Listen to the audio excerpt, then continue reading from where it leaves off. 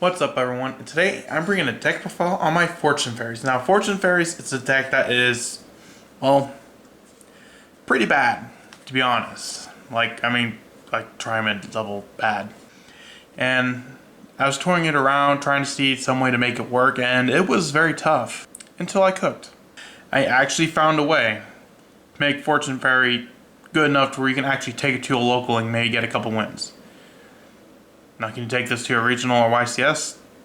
Definitely not. Because unfortunately, Fortune Fairies are very restricted because they're missing the timing problem. Now, you're probably also looking at the title of the video. And yes, this is a Danger Fortune Fairy deck profile.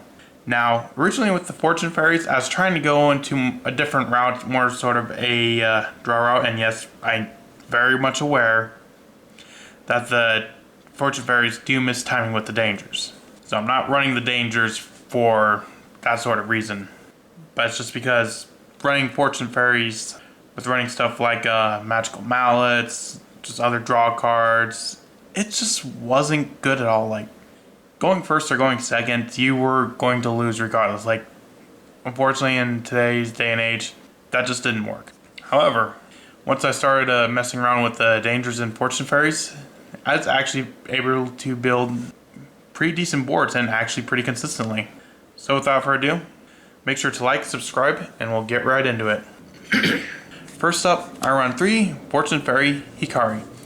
Now, all the Fortune Fairies have an effect that when you draw this card, you can reveal it to special summon it from your hand. And the one thing is it's when you draw this card, not if you draw this card. So it does miss timing, which is really unfortunate. Otherwise, that'd make this Danger build even so much better. But unfortunately, because it misses timing, there's certain things you can't really use with the Fortune Fairies. Like, Upstart doesn't work, Dark World Dealings doesn't work, even the Danger Zone effects don't work. But if you're able to special summon them from the hand, then you can do some stuff with it. So with Hikari, when it is special summoned from the hand, you can target one monster you control, send it to the graveyard, and if you do, special summon one level 1 spellcaster monster from your deck. And all the Fortune Fairies have that effect that when you draw them, you can special summon them from the hand. And they also have effects when they're special summoned from the hand. Like, for example, Chi. Both players draw 1 card. Also run 3 copies of Fortune Fairy Who. Who, when it is special summoned from the hand, you can target one of your banished spellcaster monsters, add to your hand, which kind of combines with the Fortune Fairy and which allows you to banish a spellcaster monster from the deck. Also run 3 copies of Sui. And just a heads up, this is a going second deck profile, so because going first, you really can't do much. But going second, you actually have a lot of things you can do. So if this card is special summoned from the hand, you can target one other face-up monster in the field, banish it until the standby phase of your next turn. So Sui is nice because it's kind of like removal. Also run N. If it is special summoned from the hand, you can target once that card your opponent controls, destroy it. Next, I play Dimension Conjurer.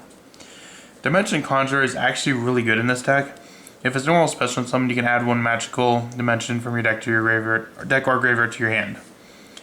And if this card is sent from the monster zone to the graveyard, you can draw cards equal to the number of spellcaster monsters you control, then place cards from your hand on top of your deck in any order. So first, there's the magical dimension, which is pretty good, especially going second. But additionally, you got the Conjure effect to draw cards and then place cards on top of your deck. Like, let's say you have a Fortune Fairy in your hand, you can put it on top of your deck, and if you activate a draw spell, then you can, or if you get a way to draw it, then you can trigger its effect. Next, for the Dangers, I play 3 Tsuchinoko, 3 Jackalope, 3 Nessie, 2 Bigfoot, 1 Mothman. Now, as a reminder, the Dangers will not trigger the Fortune Fairy effects. So if you discard a Danger, or if you activate a Danger's effect, discard a Fortune Fairy, and then you draw into another Fortune Fairy off the Danger's effect, it will not trigger the Fortune Fairy attack because it will miss timing. As for why that happens, because if you're watching this you might not know. So, since the Fortune Fairies say when, it has to be the last thing happening. Like, for example, Danger Nessie. you're gonna be able to discard it, and if you discard, if this is not discarded, you can special summon and draw one card. But if it's discarded, then you can add a danger monster to your hand. So the thing is, the drawing is not necessarily the last thing happening. The last thing happening might be the adding of the card. Or like Mothman, it's draw one, discard one. The last thing happening is that discard. It's really hard to understand, but the main reason I play the dangers is because it gives us a lot more, it gives us more monsters on the field, so we can just get more going, and if we do happen to hit on one of the fortune fairies, then we can use that. And because it digs us deeper into our field, or into our deck, that gives us more options to work with. We might end up drawing into a Desires, or Spellbook of Knowledge, which we can then use with the fortune fairies. Because fortune fairies, by themselves, unfortunately just isn't really good, like, at all. Like before, when I was testing around with the fortune fairies, I was playing stuff like Lucky Loan, Unacceptable Result, Miracle Stone, the fortune fairy spells, but they just don't really do enough. Like I noticed going first, I might open like a few fortune fairies and that's it. That's not really going to do anything. At most, maybe you can summon an SP, but like just an SP by itself isn't going to really do anything. Another option for the fortune fairies is if you want to play more of a trap focus, like you want to play a bunch of floodgates or something like that, but with Konami hitting a lot of them, that's not really a strong option anymore. Hence the dangers. Since the dangers are at full power, then it gives us the maximum value. Moving on to the spells, I run 3 Pot of Desires. This is one of the few draw cards that works with the fortune fairies.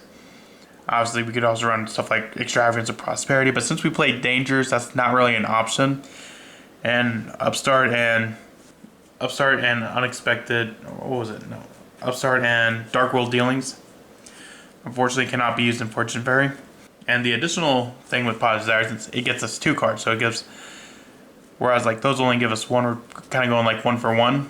Desires, because it's getting us another card, we have more cards in the hand to trigger off of Dangers, or to potentially draw into a Fortune Fairy. Also run 1 Pot of Avarice. Since we're playing quite a few amount of Dangers, we're going to be able to build up our grave quite a bit. Now this isn't a card we want to open like first in our hand. It's kind of like a card we want to draw into off a danger effect later on. Because if you open this in your hand, this might be a lot harder to use. But if after you've already used several danger effects, Pot of Avarice is just going to become another draw 2. The same as a Spellbook of Knowledge. Spellbook of Knowledge is pretty cool. The main reason I run 2 and not 3 was because I wanted something like where I draw 2 without having to sacrifice much. Like Spellbook of Knowledge, you have to either send another copy of another spellbook or a spellcaster monster to the graveyard. Which I don't really like that because I want monsters on the graveyard, or monsters on the field, to be able to go into other monsters to build up my grave. I also play Card of Destructions as well as Thrust, just other good cards that work with Fortune Fairies. I play the 1 Magical Dimension. Magical Dimension is searchable off the Conjurer, and this is really good because if you control a spellcaster type monster, target 1 monster you control, tribute that target, then special summon 1 spellcaster type monster from your hand. Then you can destroy 1 monster on the field. Since we're going second, not only is it disruption, but can special summon a Fortune Fairy from your hand, which will then trigger its effect, which is really good. Next, I play 1 Magical Eyes Fusion. With the Danger build, we're able to build our graveyard of Fortune Fairies up much easier. So, almost all the time, we will be able to make Quintet Magician. Moving on to the extra deck. I play the 1 Artemis. I play Artemis mainly just to get a spellcaster into the grave. Because, like, let's say, for example, you have Sui. You can link Sui into Artemis, and then you can link Artemis into another monster, which gets more spellcasters in the graveyard for Quintet.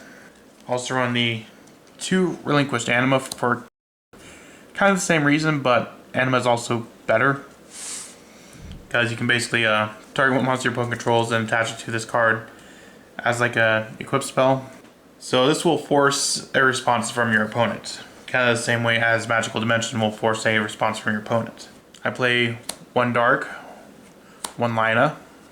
Also play Nightmare Phoenix and Nightmare Unicorn, other like good going second cards. I do play 1 SP Little Knight. SP Little Knight's good going first or second. And also 1 D1 Selene, as well as Access Code. So most oftentimes what you're going to do is probably start with the Anima, then go into the Dark, then the Selene, then the Access Code. Because Dark can grab a Dark from your opponent's graveyard, which, granted, that is type dependent, but most decks run Darks. Like, Dark's fairly popular and there's a lot of generic Dark cards, so odds are there will be a Dark in your opponent's graveyard. Then Selene can special summon a Spellcaster if you have 3 or more spells in your graveyard. Then Access Code is the big finisher. Also play a few XYZ monsters. One is a card that I don't have, I ordered it and it never arrived, but that is Slacker Magician. It's a rank 1 spellcaster. Also play the 1 Downerd as well. I also play a Cicada King. Cicada King is probably like the card you can switch out for several different things. Like, let's say you want to play a 3rd Anima or an IP. You could probably switch out Cicada King, or if you want to, you can also switch out the Slacker Magician, because playing pure Slacker would probably be the way to go, but since we're playing more of a danger variant, it's just not really as efficient. Also play the 1 Zeus. And lastly, I run 1 Fusion in Quintet Magician. Quintet Magician must be fusion summoned and by using 5 monsters, or 5 spellcaster monsters. And there's different names, you can basically nuke your opponent's board. And getting 5 spellcasters with different names in your graveyard is not that difficult. So that's it for my Fortune Fairy, or my Danger Fortune Fairy deck profile. What do you think of this build? You think it's pretty cool? Let me know in the comments, and I'll see you in the next video I make. Bye.